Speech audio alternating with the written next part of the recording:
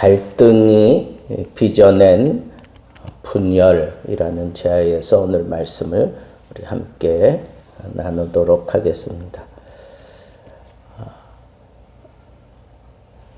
19장 9절 10절에 보면 압살롬이 죽고 난 다음에 그 10지파가 모여서 왕을 우리가 모셔와야 되지 않겠느냐 하는 그런 의논을 하고 있었어요. 그런 의논을 하고 있는 그런 소식을 다윗이 듣고는 거기에 유다 지파가 빠져 있는 것을 보고 다윗이 유다 사람들에게 편지를 한 거죠. 너희는 우리와 골육 지친인데, 나와 골육 지치는데 어찌 나를 황궁시키는 일에 그렇게 미적지근하고 있느냐라고 하는 측면에서 그 유다 지파의 지도자들에게 그렇게 편지를 썼던 거죠. 그래서 유다 지파가 그것이 옳다라고 결정을 내리고는 즉시 왕을 황궁하는 그런 일을 진행을 합니다. 그러다 보니까 10지파, 그러니까 이스라엘 사람들이라고 표현되어 있는 이 10지파는 갑작스럽게 왕이 막 황궁하니까 그 주변에 있었던, 요단강 주변에 있었던 그런 사람들은 함께 했지만 그 함께 한 숫자도 10지파의 한 반 정도가 거기 참여했다고 보는데 나머지는 거기 참여하지 못하게 된 거예요. 그러니까 다윗 왕 앞에서 이제 막 소리를 내는 거죠. 너희는 어찌하여 우리하고 의논도 하지 아니하고 독단적으로 왕을 모셔올 수 있느냐. 그렇게 막 따지는 거예요. 그러니까 이 유다 지파 지도자들이 우리는 왕과 지친이다. 골육 지친이다. 다윗 왕이 우리에게 뭐 선물을 준 적이 있느냐? 우리가 그걸 또 뭐 받은 적이 있느냐? 우리는 떳떳하다 하는 식으로 얘기를 하는 거죠. 그러니까 왕과 우리는 가깝고 같은 지파다라고 하는 걸 얘기하니까 이쪽에서는 이스라엘 사람들은 뭘 얘기를 하고 있어요? 우리는 10지파다. 숫자적인 우세를 그렇게 들이미는 거죠. 이 많은 10지파를 무시하고 유다 지파 너희들만 그렇게 주장을 하겠다는 거냐 하는 식으로 그렇게 이제 맞불을 놓는 거예요. 그런데 여러분 여기 보면 유다 지파 있고 10지파가 있어. 그러면 한 지파는 어디 갔어요? 성경에는 어느 지파다라고 얘기를 안 해. 이 다윗 왕이 압살롬이 죽고 다윗 왕이 이제 다시 돌아와야 되는 그 시기에 제일 먼저 와서 자기 지파 1000명이나 데리고 와서 머리를 조아렸던 시므이라고 하는 사람이 있어요. 그죠? 기억납니까? 그 시므이가 바로 이 베냐민 지파예요. 그러니까 아니 다윗 왕의 황궁 뭐 이런 거 논의도 하지도 않는 그런 때 가서 자기 지파 사람들 데리고 가서 그렇게 왕을 만났다고 하는 것 때문에 아마 이 베냐민 지파를 제외시켰을 것이다 라고 그렇게 학자들이 얘기를 합니다. 저도 거기에 동참을 해요. 그래서 이 빠진 지파, 베냐민 지파, 그리고 유다 지파, 그리고 나머지 10지파가 이렇게 지금 심각한 갈등 구조를 형성시키는 거예요. 한 사람은 우리는 왕과 피를 나눈 지파다 다른 쪽은 우리는 숫자다. 우리 다수를 어떻게 하려고 하느냐 하는 식으로 아주 첨예하게 지금 이렇게 대립을 하고 있는데 오늘 43절 제일 마지막에 보면 뭐라 그래요? 유다 사람들의 그 목소리가 더 강경했다. 이스라엘 사람의 말보다 더 강경했다. 이 얘기는 무슨 얘기예요? 마치 유다 지파가 주도권을 잡은 것처럼 그렇게 형세가 흘러갔다는 거예요. 이런 상황 속에서 지금 이제 심각하게 문제가 되는 게 뭐예요? 이게 다윗은 이 온 이스라엘, 통합된 이스라엘을 원하는 그런 중심에서 빠져있는 그 유다 지파를 격려해가지고 이 일을 끌어가려고 했는데 이게 지금 이상해진 거예요. 그죠? 상황이. 한 공동체가 지금 이렇게 심각한 그런 문제를 가지고 지금 첨예하게 대립한 거예요. 여기서 우리가 깨달아야 될 게 있어요. 이 갈등을 풀어야 되는데 이 갈등의 심각함 저 밑바닥에 뭐가 있는 거예요? 결국은 주도권 싸움하고 있는 거예요. 유다 지파는 유다 지파대로 주도권을 잡으려고 하고 나머지 10지파는 10지파대로 주도권을 잡으려고 하는 거예요. 이 주도권. 그러니까 주도권 싸움이 벌어지니까 이게 아주 첨예하게 갈등 상황으로 빚어지게 되는 거예요. 여러분, 우리가 어떤 공동체를 하나로 만들지 못하게 하는 가장 심각한 그런 문제 가운데 하나가 이 주도권 싸움이에요. 이 주도권 싸움. 이 주도권 싸움이 벌어지면 거기는 항상 피를 부르게 돼 있고 그리고 심각한 문제들이 거기 등장할 수밖에 없어요. 그렇지 않아요? 주도권을 잡으려고 하면 상대방을 무너뜨려야 되잖아. 짓밟아야 되잖아. 그러면서 일어나는 게 가까운 사이 가운데에도 이 주도권 싸움이 형성되면 거기에 피를 부르는 그런 상황이 일어날 수밖에 없는 게 우리들의 삶의 진솔한 모습이라는 거예요. 그리고 그 주도권을 쥐기 위해서 결국은 사람들이 권력이라는 걸 사용해요. 권력이라는 걸. 권력이 고개를 뒤밀고 그리고 사람을 짓밟아야 되니까 교만을 떨어야 되고 그리고 나는 너와는 다르다. 나는 힘이 있다. 나는 지혜가 있다. 나는 돈이 있다. 나는 지금 이만큼 하고 있다. 뭐 이런 것들을 가지고 결국은 이 주도권을 잡으려고 한단 말이에요. 그러면 사람들은 정말 요만큼만이라도 자기가 움직일 수 있고 그러면 그 자존심 짓밟히지 않아요. 목숨 걸고 한 거 하려고 하는 게 그게 인간들의 진솔한 또 모습이에요.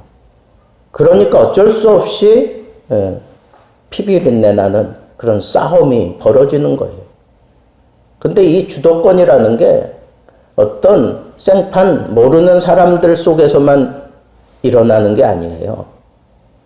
가장 가까운 가정에서도 일어나고 그리고 평화를 추구한다고 하는 교회에서도 일어나고 뭐 나라는 또 말할 것도 없고 이 주도권 싸움은 이건 정말 조심해야 되는데 이 주도권 싸움이 한번 일어나기 시작하면 그때는 아주 정말 처참한 그런 결과가 일어날 수밖에 없어요. 가까운 사람들 가운데서 주도권 싸움이 일어났다? 더 처참한 결과가 나타날 수밖에 없는 게 왜 그럴까요? 서로를 너무 잘 알기 때문에 가장 비열하게 가장 약점을 공격하기 때문에 그래서 가까운 사람들 가운데 주도권 싸움이 일어났다가 문제가 해결될 때에는 거의 다 찢어지고 맙니다. 다 찢어지고 말아요.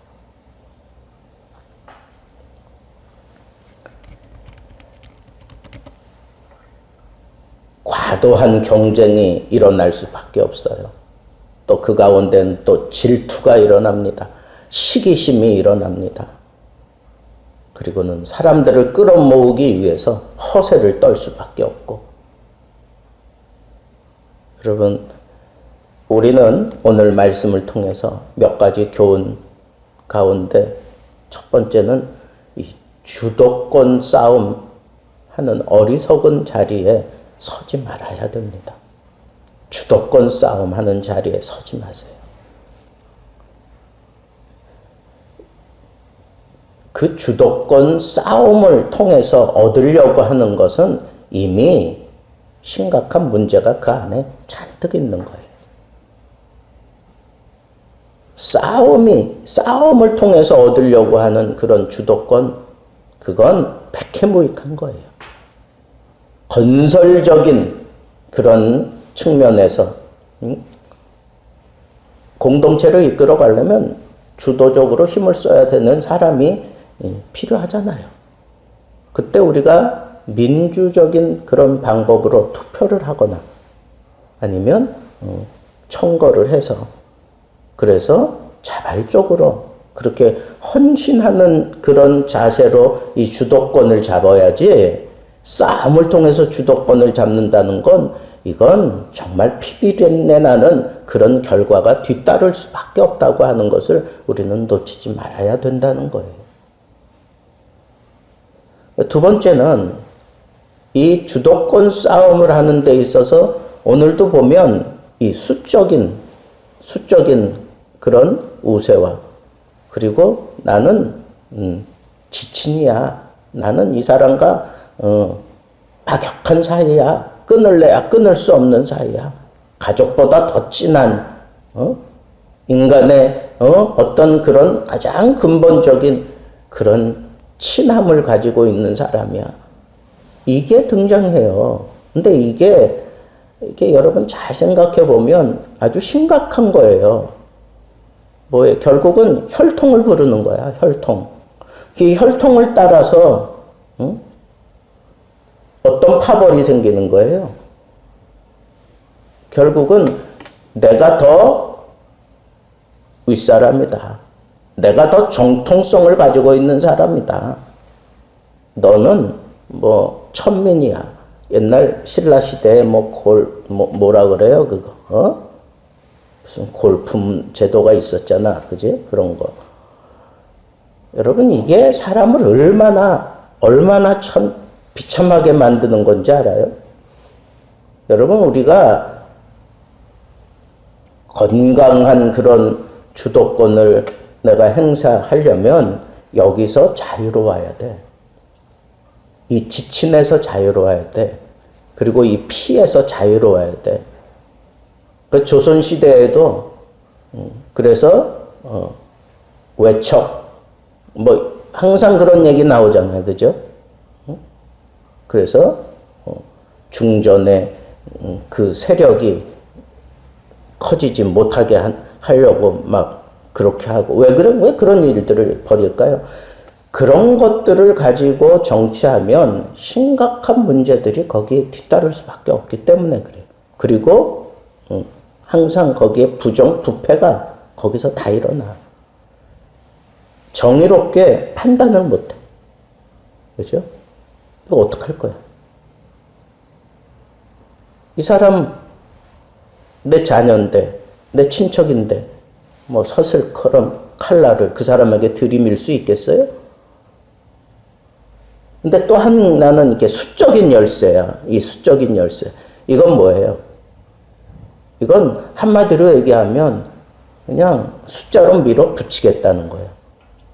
여러분, 이럴 때 건설적인 그런 의견이 거기서 일어날까요? 안 일어나요.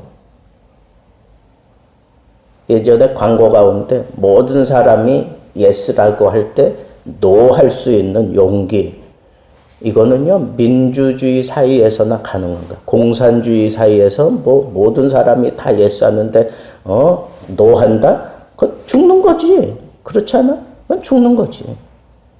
그럼 우리가 민주주의를 표방하고 있는 그런 삶을 우리가 지금 살아가고 있다면 여러분, 우리는 어떤 숫자적인 그런 우세를 가지고 열세에 있는 그런 사람들을 밀어붙이려고 하면 안 돼.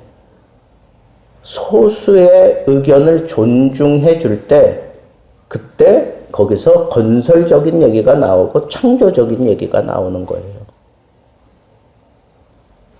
여러분, 역사를 가만 보세요. 이렇게 다수결로 막 밀고 나가는 그런 데서는 무슨 창조적이고 이런 얘기들이 별로 안 나옵니다. 그런데 그 중에도 어떤 기인처럼 행동하고 또 소외된 한 사람 혹은 떨어져 있는 한 사람, 그 집단에서 떨어져 나와서 혼자 하는 한 사람, 그 사람의 그 의견을 잘 귀담아 들을 수 있을 때 거기서 놀라운 그런 얘기들이 나오는 거예요. 여러분, 잘 생각하셔야 돼요. 내가 어떤 주도권을 가지고 어떤 회의를 이끌어간다. 하다못해 회사에서 몇 사람, 그래서 팀장이고 과장이고 거기서 내가 어떤 의견을 제시하고 그 의견을 수렴하고 그럴 때 여러분, 정말 지혜로운 사람은 어떤 주도권을 가지고 있으면서 억압적인 모습으로 다가서면 창조적인 얘기는 전혀 안 나옵니다.